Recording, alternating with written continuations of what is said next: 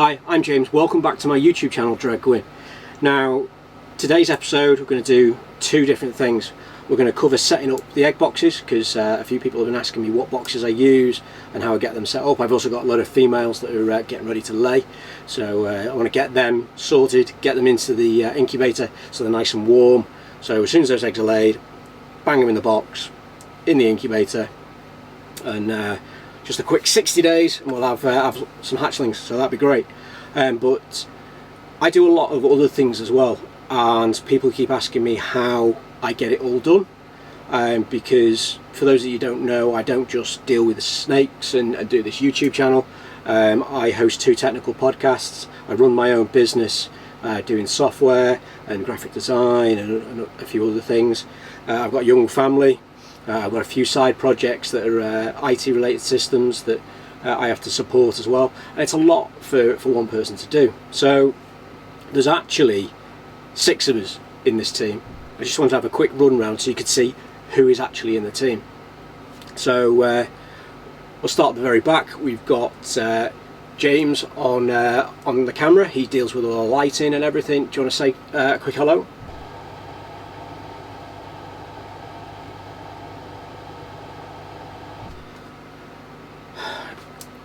He's quite quiet. He doesn't really like to talk a lot, and he hates being on camera, so that's pretty much all we're going to get out of him, I'm afraid.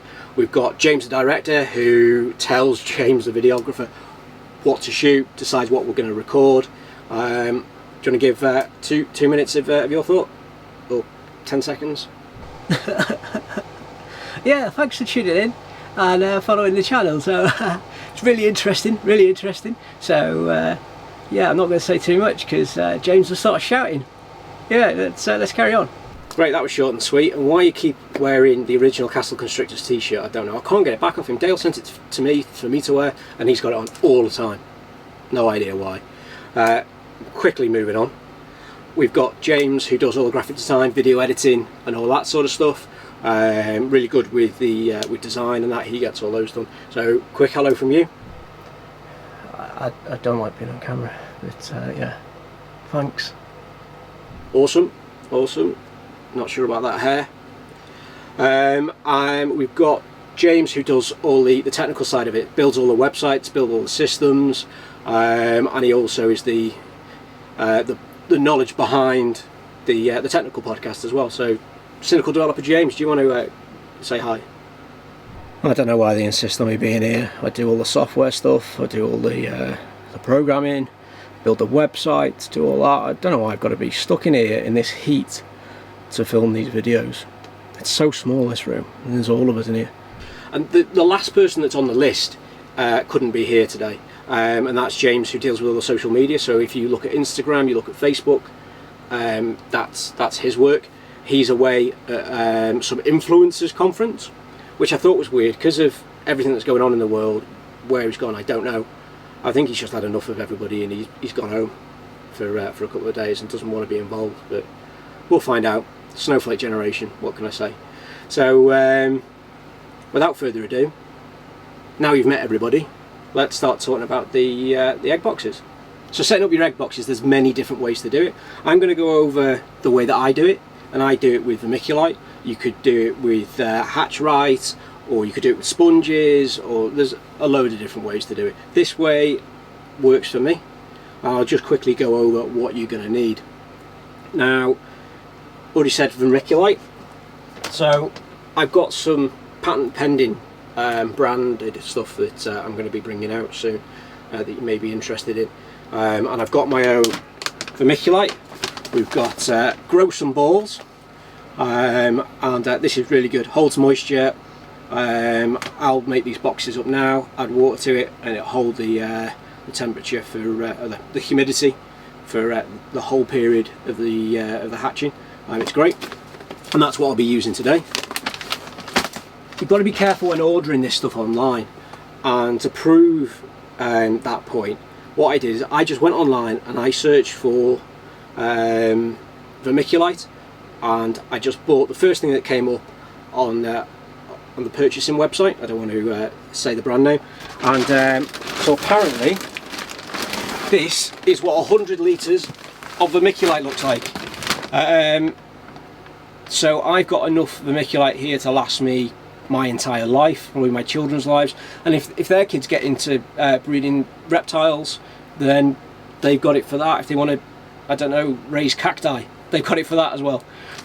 So there's enough there for everybody. Or we could buy one of these, maybe 2 or 3, and just share them around the hobby. I think we'd all have enough of them.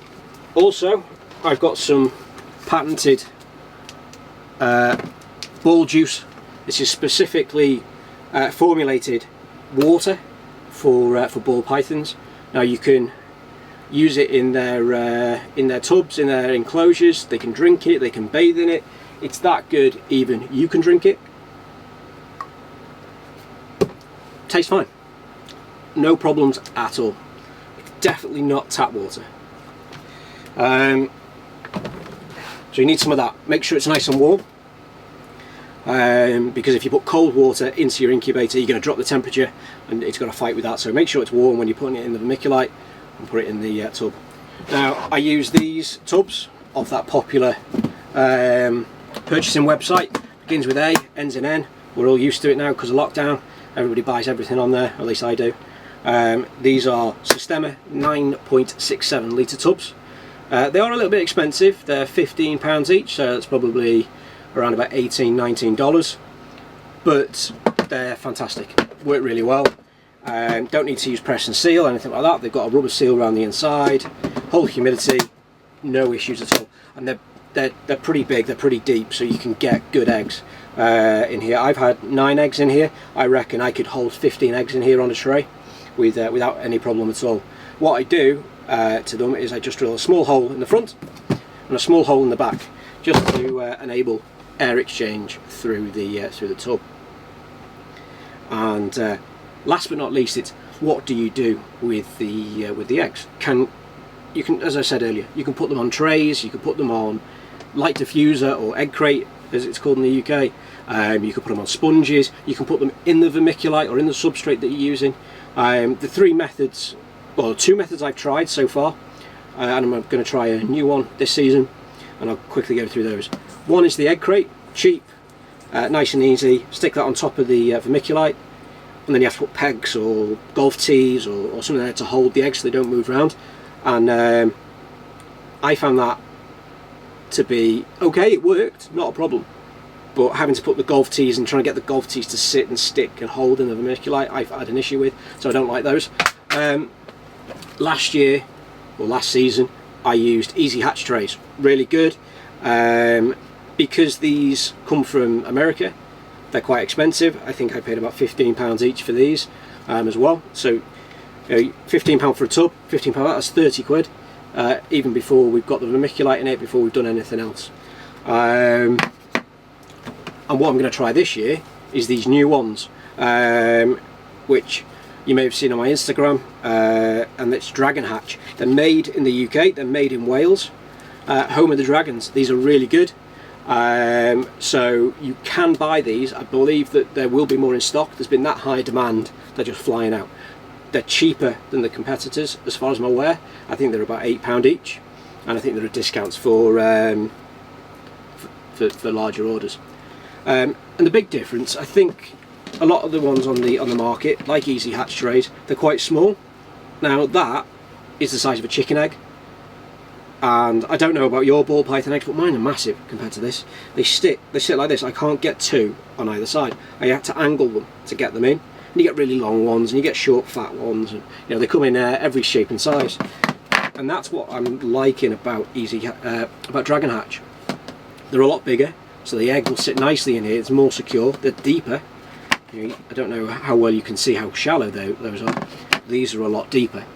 Now, as well as being deeper, they're angled. So whereas I'm angling them and hoping that the eggs don't move, these are angled already. So the eggs go on nice. We've got enough room there for 10, and I reckon you could probably get another 5 along the top if you wanted to, if you had a really big clutch. I've got some females that are probably going to give me around 10, if not more, eggs this season, hopefully. I think 8 was the average last year, 9 was the biggest clutch. So Really looking forward to getting these in. What we'll do now, I'll quickly show you how I set up the actual tub. Okay, so what I've done, I've zoomed in on the table so you can see the tubs and the scoop and the vermiculite going in, and you can see me putting the hatch tray in and all that sort of stuff. I'm not going to sit at this level because I've got bad knees and a bad ankle and it's going to hurt, so you can look at my my amazing six-pack through my t-shirt while we talk through these pieces, and I'm going to show you what we do.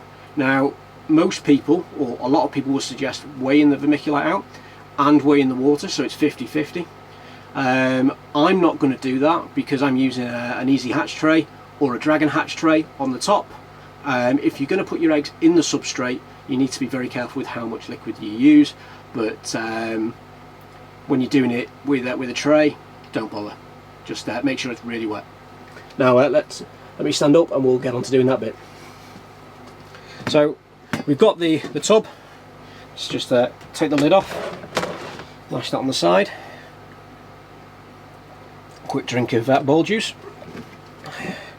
So nothing in my tub. That's the scoop. I'm not gonna be weighing it. So stick that down there. We get our grow some balls.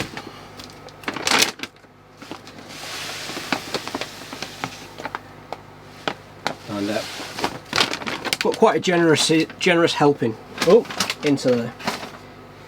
Now you can use this to scoop it out. When it's dry, look at that, gold nugget, keep that, that'd be rich. When it's dry, it doesn't stick to your hands. As soon as we put water in, this is going to stick to absolutely everything. Now, I could probably do with a little bit more in there. This sort of depth here, this is what you want, maybe a little bit deeper than that. So, what's that, 6 inches, guys? No, probably about an inch, inch and a half, just to keep that moisture in there.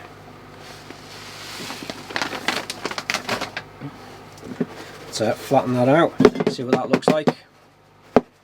Yeah, I'm a little bit happier with that. So because this sticks to your hands, I'm going to stick on some gloves, because I paid a lot of money to have these fingers manicured. I don't want to be ruining them with vermiculite.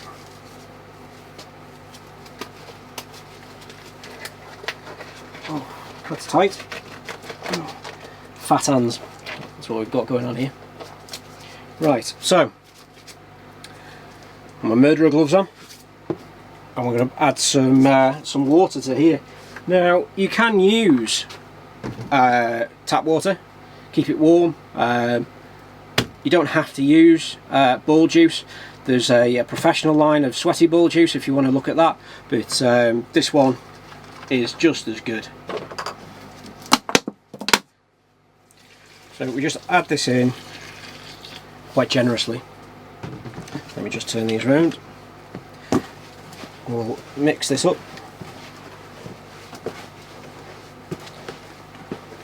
And to be fair, that's not a bad estimate off the bat. I'm going to be able to squeeze it and have just a little bit of water come out of it.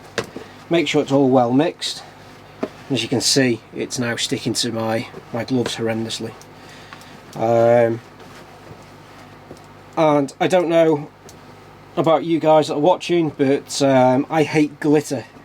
It sticks to me, it breathes on me, I can't get rid of it. Vermiculite is pretty much the same.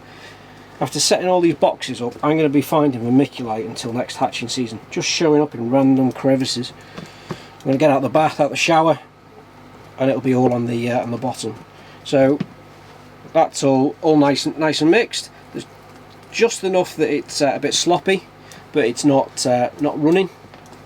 You'd probably be good, as I say, to put the eggs straight in that. But if you want to be pedantic about it, you could measure it as well.